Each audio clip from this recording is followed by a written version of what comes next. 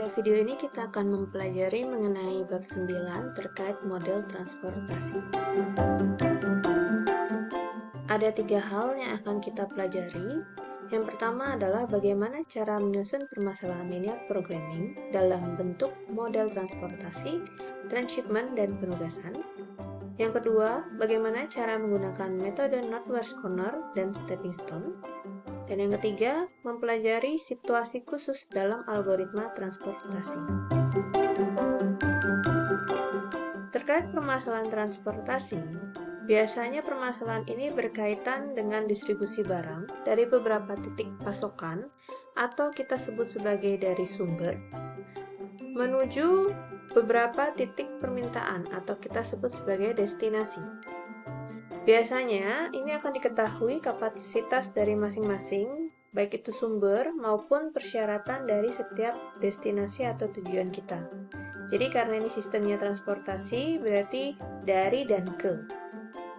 Biasanya, tujuan di dalam permasalahan ini adalah untuk meminimalkan total biaya transportasi dan produksi. Jadi, kalau di buku, kita bisa lihat ada contoh Executive Furniture Corporation, di mana dia ini memproduksi meja kantor dari 3 lokasi, yaitu Des Moines, Evansville, dan Fort Lauderdale. Nah, perusahaan tersebut mendistribusikan hasil produksi tersebut, yaitu meja tadi, melalui gudang regional yang berlokasi di Boston, Albuquerque, dan Cleveland.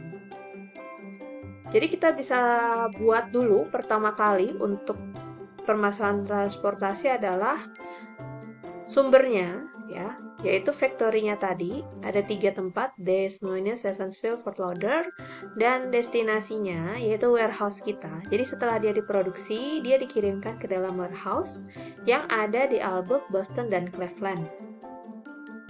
Nah, di sini pasti akan diketahui berapa sih supply dari factory, karena kan dia menghasilkan, berarti dia mensupply. Jadi di Des Moines ada 100 unit, Evansville 300, Fort Lauderdale 300. Lalu untuk destinasi kita, yaitu warehouse kita, dia pasti ada yang namanya permintaan. Albuquerque butuh 300, Boston butuh 200, Cleveland butuh 200 unit. Ini semua pasti harus diketahui. Nah, kemudian di sini kalau kita melihat gambarnya ada garis-garis seperti ini, berarti kita dapat membaca Des Moines menuju ke Albuquerque itu biayanya adalah $5 per unit. Kemudian Des Moines menuju ke Boston itu biayanya $4 per unit. Jadi itu cara baca untuk garis yang ada di tengah ini. Tanda panah ini menunjukkan adanya pergerakan. Jadi misalnya dari Evansville tidak ada pergerakan ke Albuquerque, berarti nanti tidak akan ada tanda panah biru ini. Dan tidak mungkin ada biaya juga. Seperti itu. Lalu, di sini kita menggunakan lambangnya XIJ. XIJ ini adalah jumlah unit yang dikirim dari sumber I, itu kita sebut sebagai kalau 1, 2, 3 adalah satunya Des Moines, 2 Evansville, 3 Fort Lauderdale. Kemudian J-nya itu adalah destinasinya. Ya, jadi J1 itu Albuquerque, 2 Boston, 3 Cleveland. Jadi ini harus ada informasi karena ini yang harusnya kalian tentukan. Ya. Kalian mau pakai X atau Z atau apapun harus menginfokan apa sebenarnya pengertian dari lambang yang kalian gunakan. Nah, biasanya di dalam persoalan masalah transportasi ini adalah kita ingin meminimalkan biaya. Jadi, kalau di sini kita bisa sebut ini adalah minimasi total cost, di mana total cost itu kita tahu dari yang ini, garis-garis ini. Yang Des Moines ke Albuquerque $5, Des Moines ke Boston $4, ya. Jadi misalnya 5x11. Ini berarti biaya dari X1 yaitu Des Moines ke J1 yaitu Albuquerque itu adalah $5, ya. Kalau misalnya 5x33 artinya adalah biaya dari Fort Lauderdale ke Cleveland yaitu $5, ya. Jadi sesuai dengan informasi yang tertulis di sini.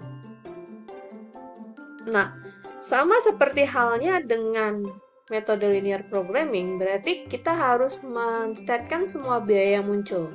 Jadi, simpelnya di sini ada berapa panah gitu ya. Ini ada 1, 2, 3, 4, 5, 6, 7, 8, 9. Di sini ada 9 panah, berarti akan ada 9 jenis biaya di sini. Bisa dihitung. Nah, kemudian pasti ada yang namanya constraint, yaitu subject to-nya kita. Nah, constraint ini biasa kita lihat dari pertama supply. Misalnya apa? Des Moines itu memang mengirimkan ke Albrook, Boston, dan Cleveland, tapi dia hanya punya supply 100 unit. Berarti dia tidak mungkin mengirimkan lebih dari 100, jadi mentok 100. Jadi kita bisa tulis X11, X12, X13, ya, itu lebih kecil sama dengan 100. Jadi kita sebut ini sebagai constraint supply dari Des Moines. Begitu pula dengan yang Evansville dan Fort Lauderdale. Lalu, selain dari sisi supply, kita juga bisa melihat dari sisi demand. Ketika kita mengatakan bahwa ini adalah demand, berarti demand itu harus terpenuhi, tidak boleh kurang, tidak boleh lebih. Makanya lambang di sini kita bisa lihat sama dengan.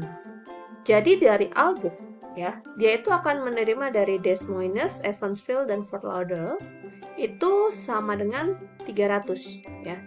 X11 Des Moines ke Albrook, X21 Evansville ke Albrook, X31 adalah Fort Lauderdale ke Albrook. Jadi ini adalah constraint dari demand-nya si Albrook. Begitu pula untuk yang Boston maupun Cleveland. Nah, seperti linear programming pasti ada yang namanya non-negativity constraint. Dalam non-negativity constraint ini, karena kita banyak banget yang namanya variabel, kita boleh saja langsung menganggap bahwa Xij adalah lebih besar sama dengan 0. Ingat, untuk semua I dan semua J. Itu cara simpelnya. Ya. Jadi, kalau ditanya gimana sih sebenarnya model linear programming umum untuk permasalahan transportasi, ini bentuknya. Ya. Jadi sama seperti tadi, ada yang namanya Xij, lalu di sini sebenarnya ada juga yang namanya Cij. Ya, C itu adalah biaya dari sumber I ke destinasi J. Oke. Lalu ada supply-nya juga SI, ya, sumber 1, DJ, karena tadi kan kita destinasi itu sama dengan J, berarti demand itu untuk ya destinasi si J. Karena sumbernya adalah I, berarti supply-nya adalah sumber I. Ya. Jadi sama aja dengan yang contoh tadi ini, pokoknya kita totalkan semua biaya yang muncul, ya. Kenapa di sini sebutnya adalah CIJ kali XIJ? Karena ini adalah 5, ya, 5X11 ini 5 itu adalah si CIJ. Cost dari Des Moines ke Albrook. Oke. Lalu variabelnya itu mengikuti ke X11, yaitu Des Moines ke Albrook. Seperti ini. Nah, kemudian untuk sisi supply, ini seperti yang sudah kita kerjakan. Pokoknya supply itu lambangnya lebih kecil sama dengan. Ya. Dan seharusnya demand itu sama dengan. Sorry, ini ada sedikit kesalahan, jadi harusnya sama dengan. Karena demand itu nggak boleh lebih, nggak boleh kurang, seharusnya. Lalu untuk SIJ-nya, yang ini adalah yang bagian non-negativity variable. Nah, berbeda dengan masalah transportasi, kita ada yang namanya permasalahan penugasan. Penugasan ini sistemnya adalah kita mau menentukan berapa orang yang mengerjakan tugas apa, gitu. Ya. Jadi biasanya tujuan untuk meminimalkan biaya total atau total waktu tugas. Misalnya contoh di buku itu adalah Fix It Shop. Jadi Fix It Shop ini baru akan menerima 3 jenis proyek perbaikan, ya. Jadi yang diperbaiki itu ada 3 jenis, radio, oven pemanggang roti, dan meja kopi. Nah, di Fix It Shop dia punya 3 pekerja berbakat yang berbeda. Jadi ada orang A, B, dan C yang mampu melakukan pekerjaan-pekerjaan ini, yaitu radio, oven, dan meja kopi. Nah, si pemilik Fix It Shop ini memperkirakan kira-kira biaya upah yang harusnya dia keluarkan untuk masing-masing pekerja ini berapa, yang tentunya ingin meminimalkan biaya yang dikeluarkan. Jadi sama sebenarnya dengan permasalahan transportasi tadi, kita sama-sama membuat dari sumbernya ke destinasinya. Ya, sumber itu berarti adalah pekerja yang kita punya. Ya, pekerja kita punya itu adalah Adam, Brown, dan Cooper. Ya, supply-nya otomatis satu karena orangnya cuma satu.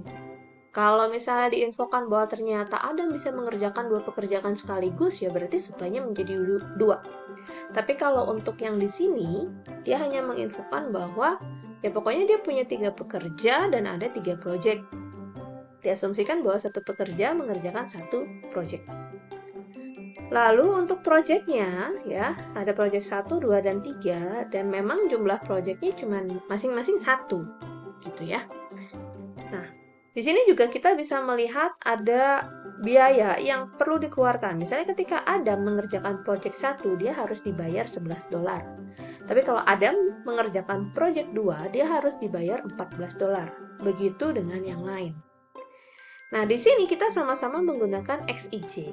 Tetapi XIJ di sini akan bernilai 1 jika orang I ditugaskan untuk project J. Tapi kalau tidak, berarti nilai XIJ adalah 0.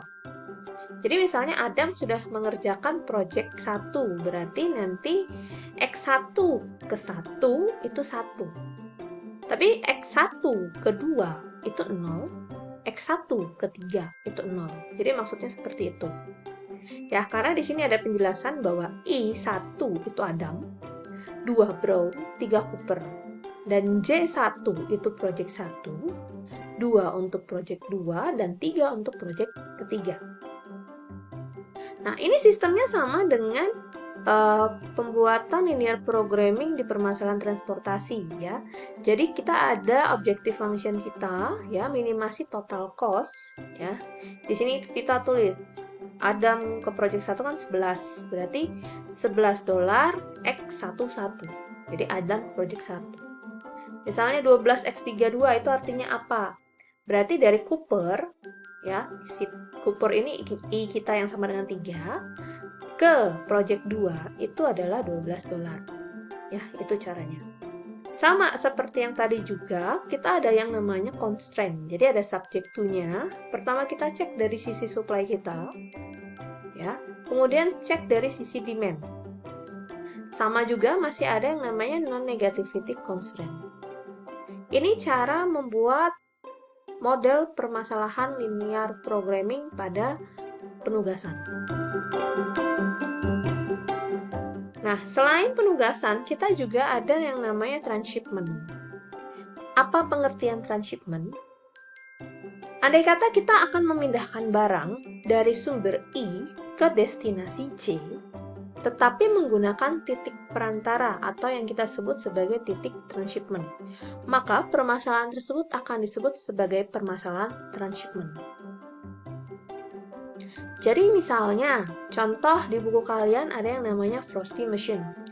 Frosty Machine ini memproduksi blower salju di Toronto dan Detroit. Berarti ini sumbernya, dia produksi di sini.